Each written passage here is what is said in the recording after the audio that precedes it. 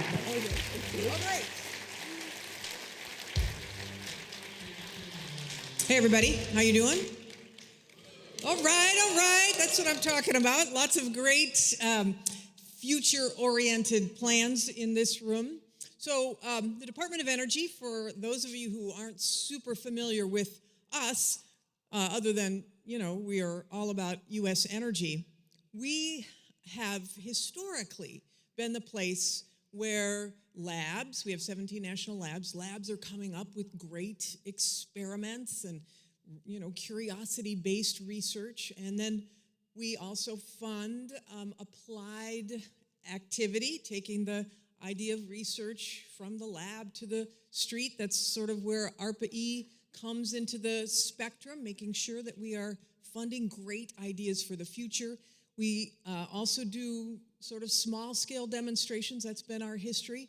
But now, with the President's energy plans, we are also doing large-scale demonstrations and deployments. So we have the full spectrum that we are doing. And this, today, is an example, I think, an Exhibit A of the fact that these incentives, the President's energy strategy, is working. Meaning that this is the largest, I'm sure you've heard, ARPA-E conference that ever has been had.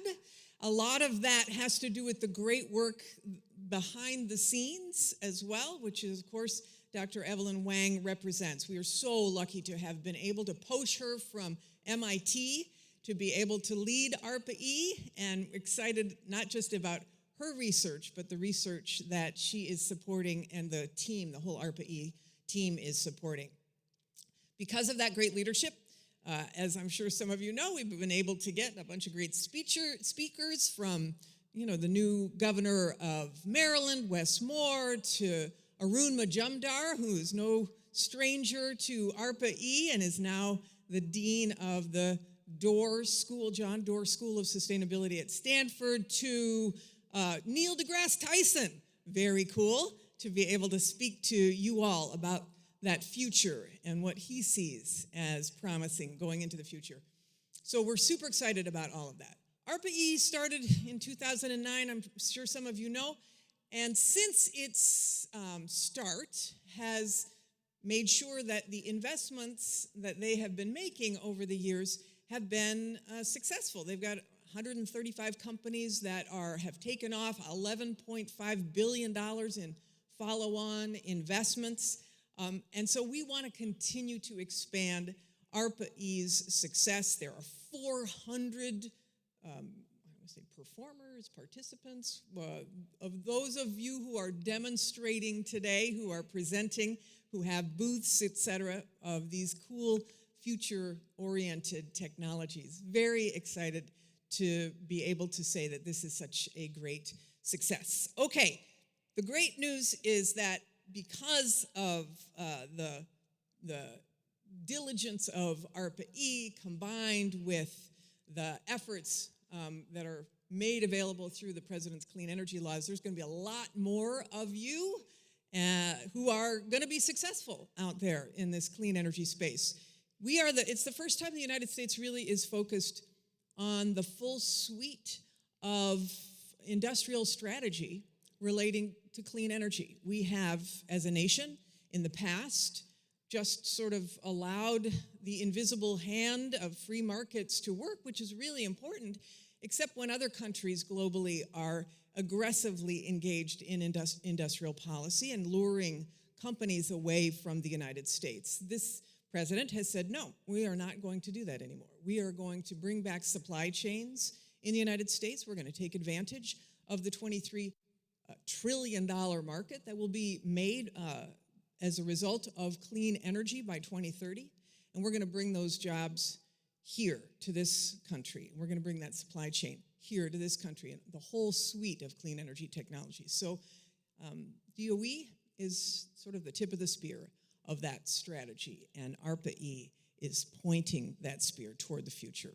So in that vein, I want to introduce to you 3 CEOs of 3 companies who are going to be taken off and who have started to take off as well. to be able to have a conversation up here. So I hope you will give a warm welcome to Dr. Leah Ellis, who is the CEO of Sublime Systems, to Dr. Shreya Dave, who is the CEO of Via Separations, and to Joe Zhou, who is the CEO of Quidnet. Come on in.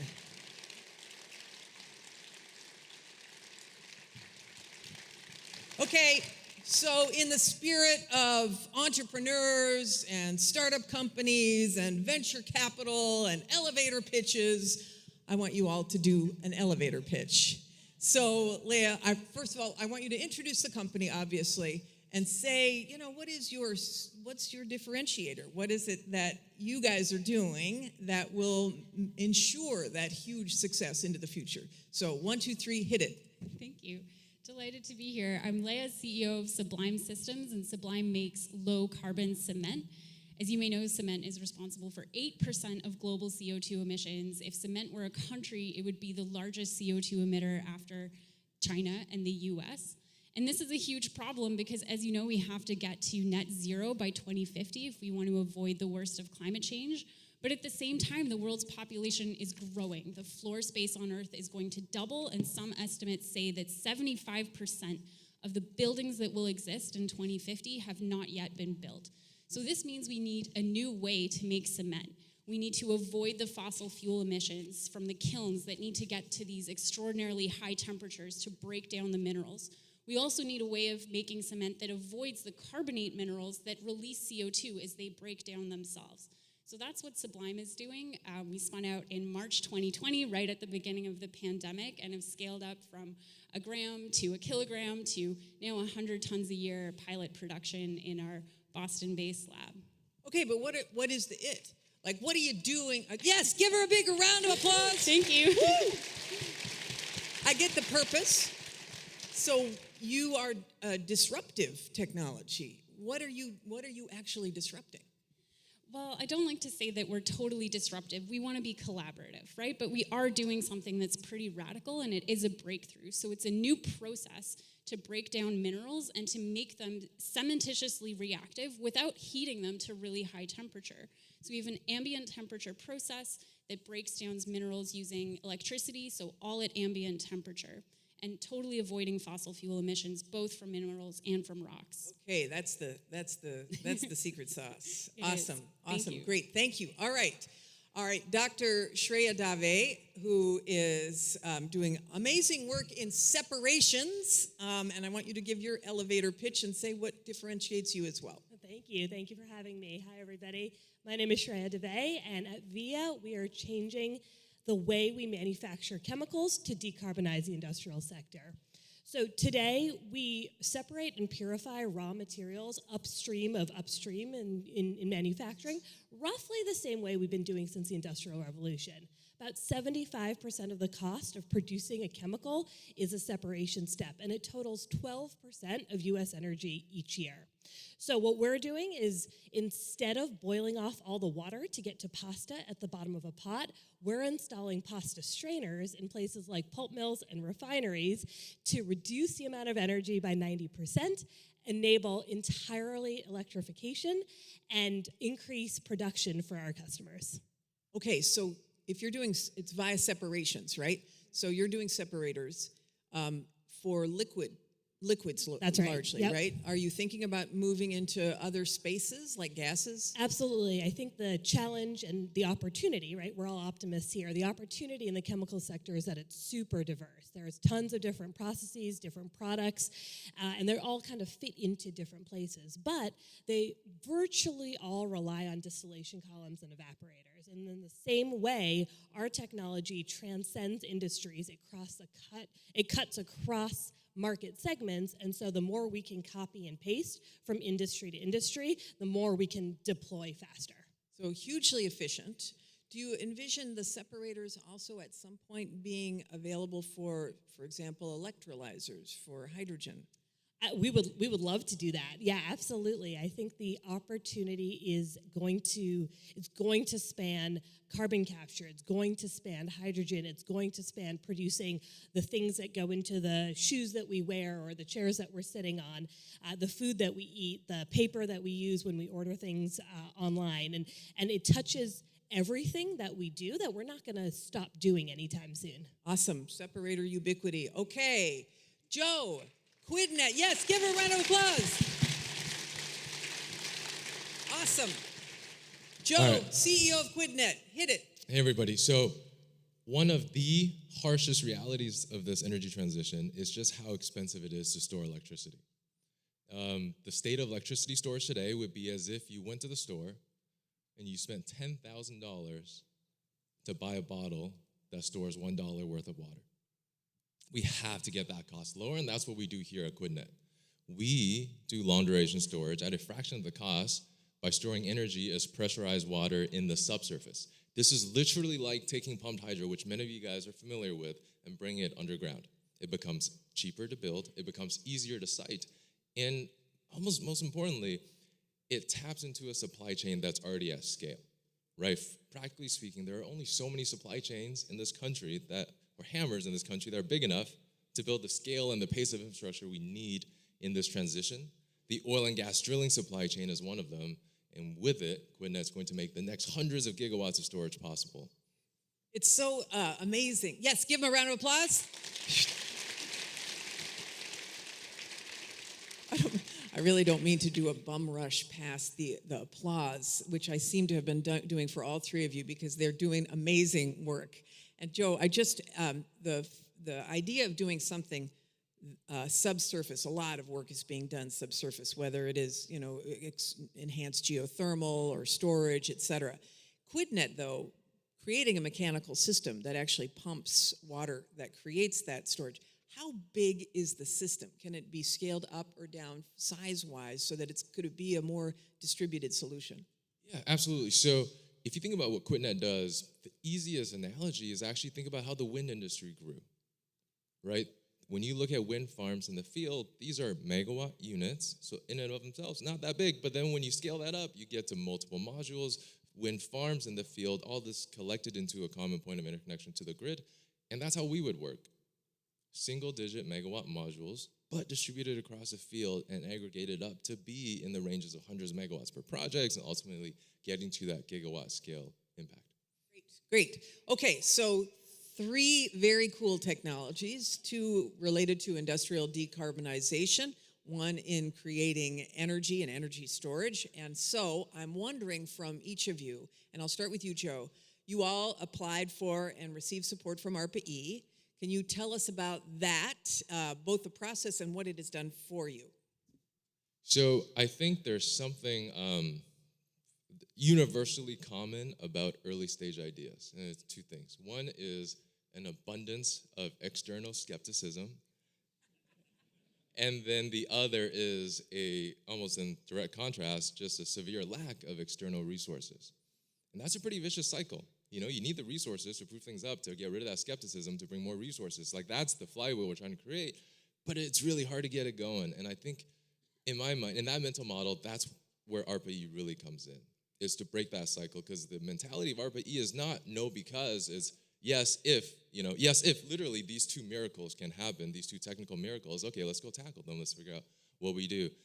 And alongside of that mentality comes resources, comes capital that draws in other capital, that draws in other resources, and I think it just plays such a critical role. It certainly did for us, right? So with ARPA, we were part of, I think Paul Albertus, was the originator of the DAYS program for long duration storage, and so we were part of that cohort. That was our first ARPA-E program that we were with, and through that work, we've taken this concept into the field in Texas, in Ohio, in New York, where we actually demonstrated this type of modular pump storage working in real-life environments.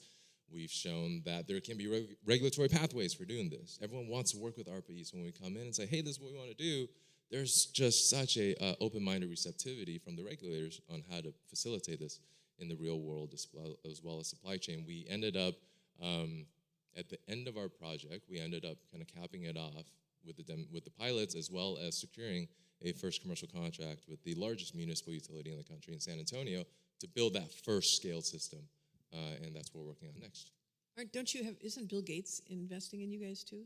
Or did he Yes. he write about you in his book? That's how I learned about you, which is kind of cool. It's kind of cool, yeah. So Breakthrough Energy Ventures has just been an incredible partner to us since the very early days, alongside ARPA-E, and as well as Evoke and other kind of early stage venture investors who have come in to help the kind of community get rid of that initial logjam and get things going. So how many places are you in right now? So we wanted to prove to ourselves and to our investors and to the community that this can work in a lot of different places. A lot of different types of rock, different type of jurisdictions, and so on. And so we are we have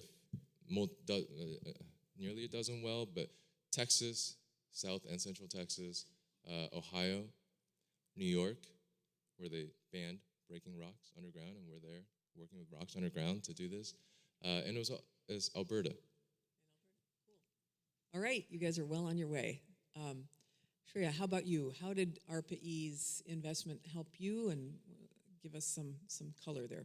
Yeah, I echo everything Joe said, but the mental model we think about are where are the technology valleys of death, right? Where are places that we need to de-risk the technology in order to show other investors, customers, for whom the burden of proof is very high in the industrial sector, or to suppliers and other partners that we can do what we said we can do. So the ARPA-E Open program allowed us to focus on a high emission sector, the pulp and paper industry.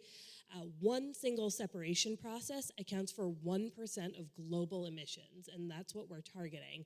And we were able to do that because of our Open Award, whereas had we gone a more traditional venture capital route, we would have been focused kind of on a lower technology risk, maybe a faster path to market, and maybe less of an emissions impact.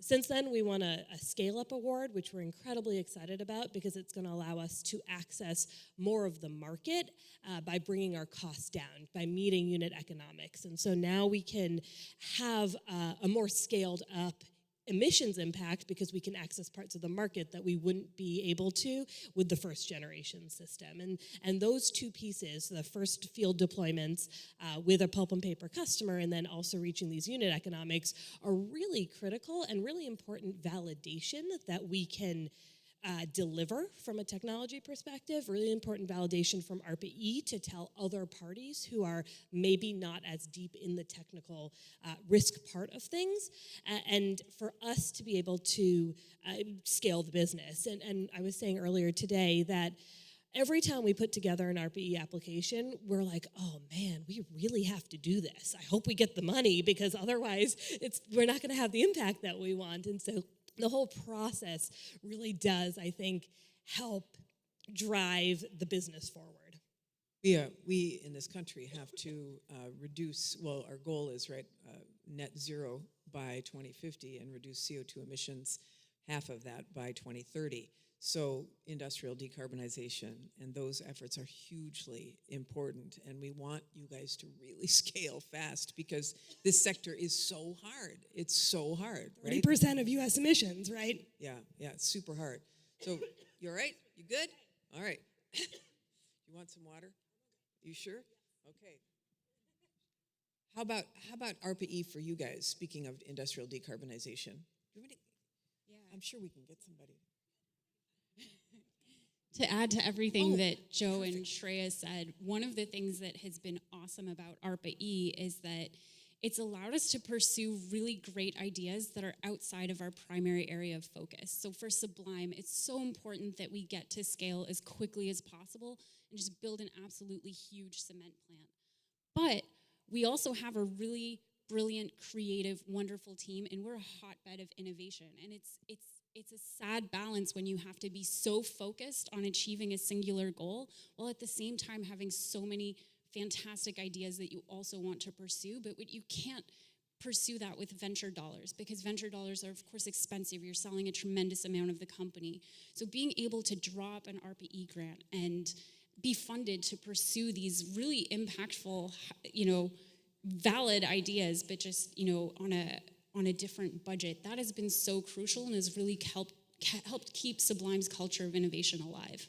Yeah, that's a really, really good point, is that it doesn't come with strings attached in that way, right? You don't have to sell off a portion of your company, although it certainly, I think, makes you more appealing to other investors once you've been vetted in that way, right? Yeah, exactly. Like Joe said, a lot of it is just validation that this is a real idea, and ARPA-E definitely puts you through a very rigorous vetting process. Yeah. And we want, I mean, to your point about skepticism, and what if we try this? What if we try this? We want you to be successful. So I'm curious about, because I think you're all at slightly different stages in the formation of your company and in the launch, et cetera, and the size.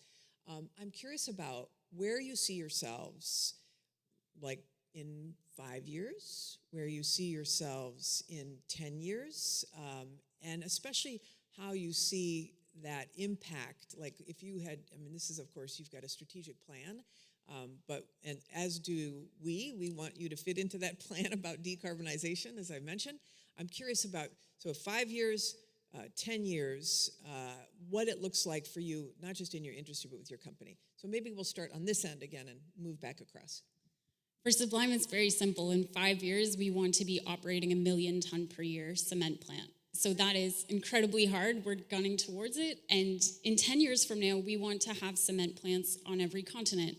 So we know that most of the cement being poured between now and 2050 will be done in India and in Africa and places that are going to have these big population booms. And so if we want to mitigate climate change, we have to spread this technology like dandelions everywhere.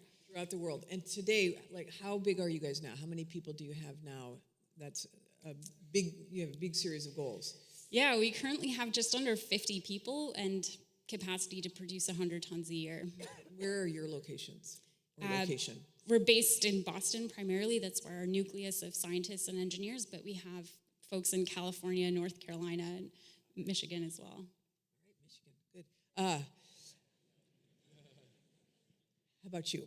5 years, 10 years, and where are you? Let's start with where are you now, Sure. and then 5, 10. Yeah, so we're also based in Boston. We're also around 50 people. Our kind of research and development headquarters is in Watertown, Massachusetts. This year, we're breaking ground on our first commercial plant, so we will start to avoid CO2 emissions this year, which is really important to us. We think about the time value of carbon, right? A ton of carbon avoided today is more valuable than a ton of carbon avoided or captured or otherwise utilized in 10 years from now, and so speed is really, really important. Somewhere, I was looking at our projections this morning, somewhere between 2025 and 2026, we'll cross over to our first million metric tons of CO2 avoided. So that's not quite 5 years, that's 2 years and change. We have a lot of work to do. That is great. We wish you great success on that as well. Thank you. Take all the luck we can get. All right. Joe, now 5 and 10. Yeah, so today we're, like Shreya, super delighted to be working with Greg and his team through the scale-up program to get the first of a kind, kind of get to that first of a kind commercial scale demonstration. Can you hear him? You can, okay. I just want to make sure, because you sounded like up here, it was a little hard to hear you, but okay. I'll slow it down. Maybe slow, yeah, that's good. So today we're working towards first commercial scale demonstration with Greg and his team at the Scale Up program to deliver that first project for CPS Energy. I think that's a very important mile marker. We got to build a lot, right? Like to get to the 2030, the 2040, the 2050 goals, it's almost an unimaginable amount of infrastructure we have to build. And when we look at that goal and work backwards, I think the thing that how we think about progress, how we think about what's really important is Jigger really laid out a nice framework, the 4 steps to bankability. Until we tap Wall Street securitization of our assets, we're not going to have the true impact that we need to have at scale because we got to build hundreds of billions of dollars. Like that's a lot of capital that needs to be put to work, and that's got to be bond capital, that's got to be tradable capital so that it can be low cost enough to deliver reliable electricity at the cost that we all need. And so getting to that bridge of bankability, that's where we're keenly focused. We think that the supply chain, frankly, is already ready today to deliver at that scale, right? We've drilled enough wells in this country. Even just a spare capacity is enough to put tens of gigawatts of this storage in the grid a year. That can solve our grid storage problems in a matter of years. So the supply chain is already there. Bridge to bankability and unlocking low-cost capital, I think that's really the milestone that we're looking for and focus on. And with all the programs that are available at DOE, there is no reason we don't get there by the second half of this decade. Great. Well, speaking of the programs that are available, I'd love to get your take, all three of you, and Shreya, I'll start with you, on how you think the Inflation Reduction Act or the Bipartisan Infrastructure Law, how you think it's going to impact your business going forward. And I'll go Shreya and then Leah and then Joe. I think it's an unprecedented opportunity. When we launched 5 years ago, 6 years ago almost, in 2017, we couldn't use the word industrial decarbonization. We were not talking about carbon. We were talking about increasing profits for our customers, and we still do. But the focus, the shift in focus is transformative. I think things like OSED, OSED, the Office of Clean Energy Demonstrations. And OTT, the Office of Technology Transformation. It's completely changing the game, and while it's really important to us that our technology can stand on its own two legs from a unit economics perspective, because we learned that lesson in Climate Tech 1.0. The IRA, the Bipartisan Infrastructure Bill, allows us to get there faster, to work with more customers sooner, so that we can have that benefit from that time value of carbon. Yeah, the Office of Clean Energy Demonstrations is absolutely monumental for Sublime, and I'm sure many other technologies here. So you have ARPA-E, you've got your proof of concept finished. Now what? If you have a really impactful technology like for cement or steel or something huge, you can't just go build a million ton per year plant right away. You have to do something in the middle to really make sure that you don't want to make that big scaling lump. You don't want to build a lemon, right? And so that is incredibly expensive. And so having the Office of Clean Energy Demonstrations really bridges that valley of death. It's going to be huge. The other thing is just the focus on renewables. So like Sublime, like an electric car, like so many other technologies, it's only clean if you're powering it with clean electricity. And so I'm really excited by how quickly I think the grid will decarbonize thanks to the IRA. Yeah, I think it's really important for people to understand, too, that the tax credit, so you get a 30% base tax credit, and it's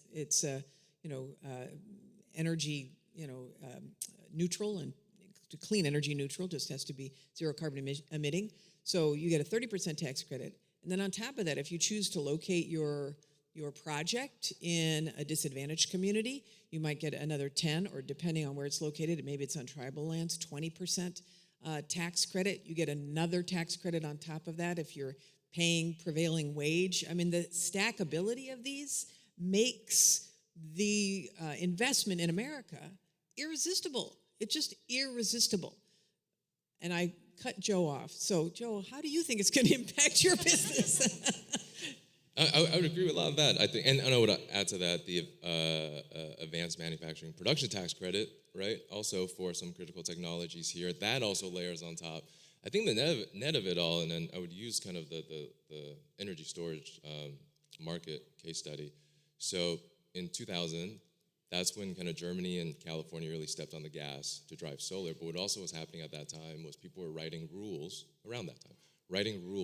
to design these deregulated power markets. Well, guess what? At that time, we barely had any storage on the grid.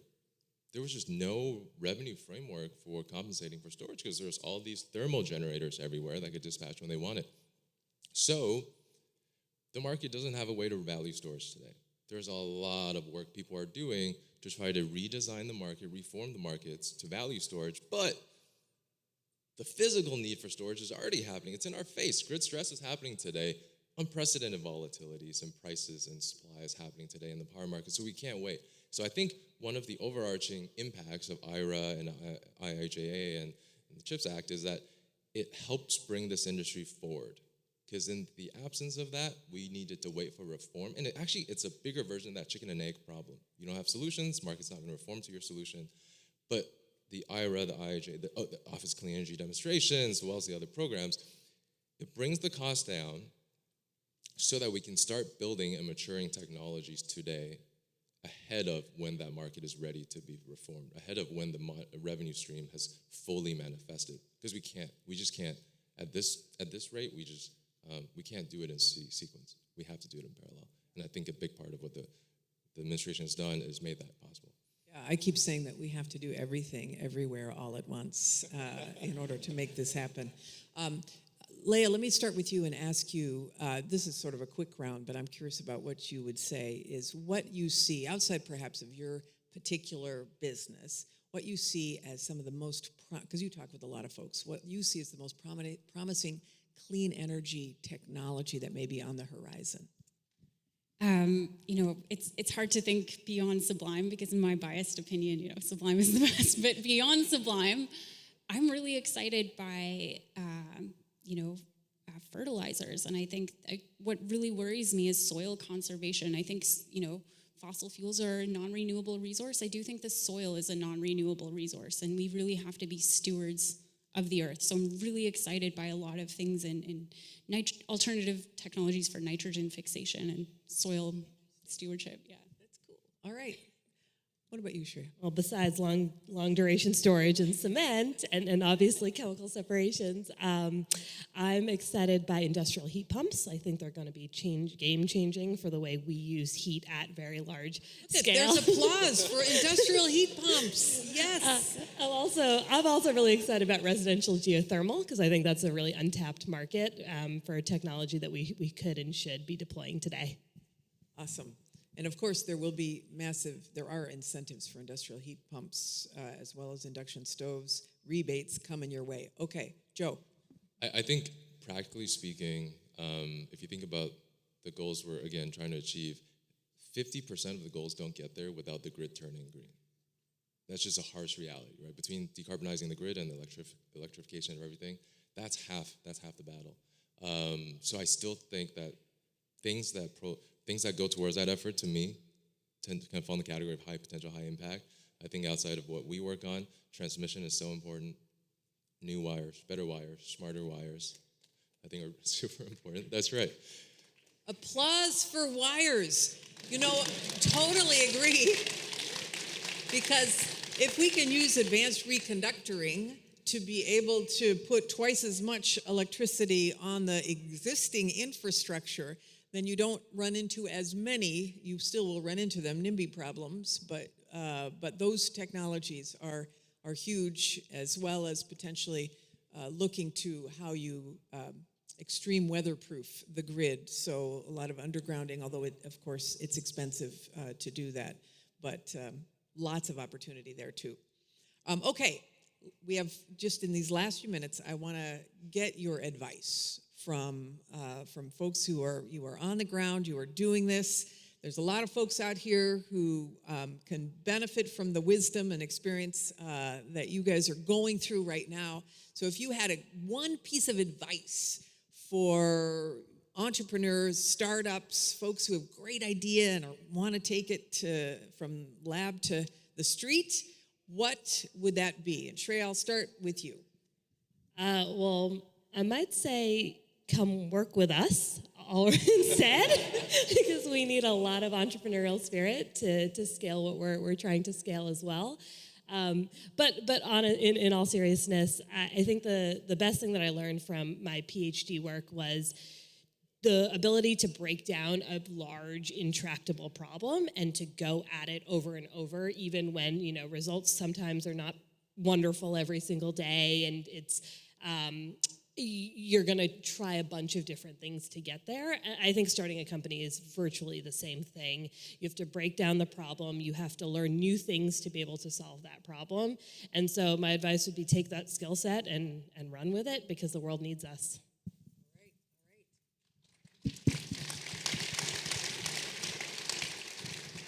Can I do a couple or just one? No, you can do a couple. Take the floor. Active performers, launching a company off of ARPA-E program is fantastic. If you can do that, that's just such a advantage position to be in.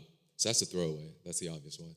The two other ones are things that, as I was thinking about this question, it's like, how did I think about the world when I first got into this entrepreneurship, and what's really changed from those early preconceptions?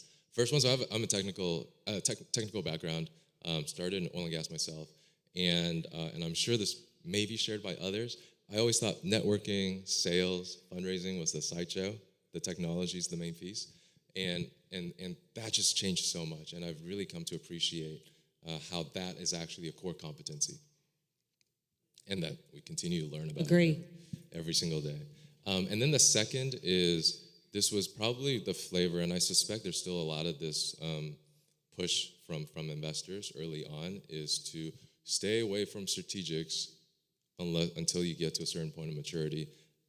So that's how we operated. In retrospect, I think it can be a bit more nuanced. I think certainly be careful, right? Be careful when you're dancing with big bears. But if you can find that partnership early on with a strategic, where they can meaningfully de-risk a big portion of your business, and you're not fully commercially captive through the relationship, I think it could be super interesting and super worthwhile to pursue earlier than potentially when I first started. Very interesting. Leah, how about you? I think this is a very important question for this room, because I have a feeling that there is one person in here who's super bright, probably smarter than they think, and they probably have an intense desire to make the world a better place, and they're highly technical, and they can probably figure out a way to do it. And I believe where there's a will, there's a way, and so I'm sure whoever you are, multiple people here, I'm sure it's gonna happen. My tip is how to make it go faster. Because speed is everything in a world where there's so much external pressure and where we need your innovation. So my tip is to find a partner. You cannot innovate alone. You need someone to talk to you. You need someone to bounce ideas off of. You need someone in the trenches with you. So innovation and startups it's a team sport. So you need ARPA-E. You need investors in the room. You even need strategics. You just need a whole lot of input and hard work.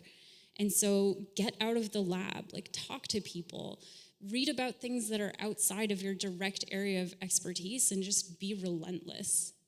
I love it. Can you please give a big round of applause to these three courageous entrepreneurs who are going big? Thanks you guys so much.